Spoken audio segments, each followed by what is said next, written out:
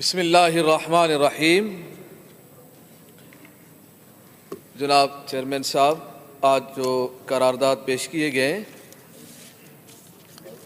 उस इदारे के ख़िलाफ़ और मज़म्मत में जो बिजली कम और बिल ज़्यादा भेजने वाला इदारा, नाअहल कातिल के इलेक्ट्रिक इदारा,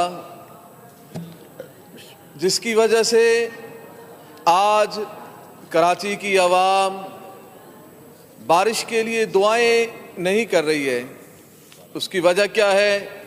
उसकी वजह यही है कि 2 दिन के बारिश में 23 लाशें, 1 दिन की बारिश में 16 से 17 लाशें,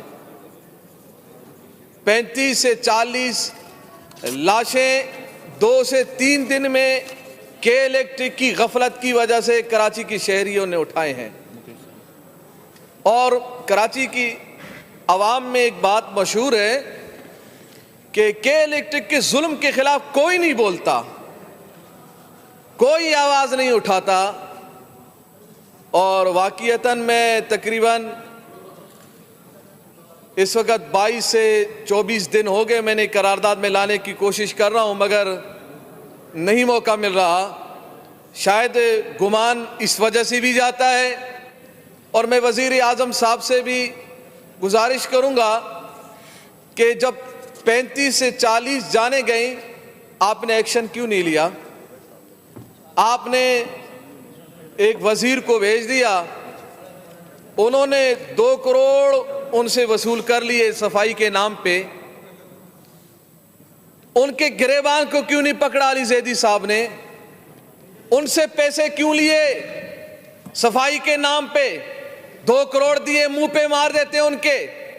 और वैसे भी के इलेक्ट्रिक की जो है ना, ये तरीके वारदात यही है कि जब भी फंसती है ना तो फिर हुक्मरानों को भारी भर फंड जो है ना कर देती है।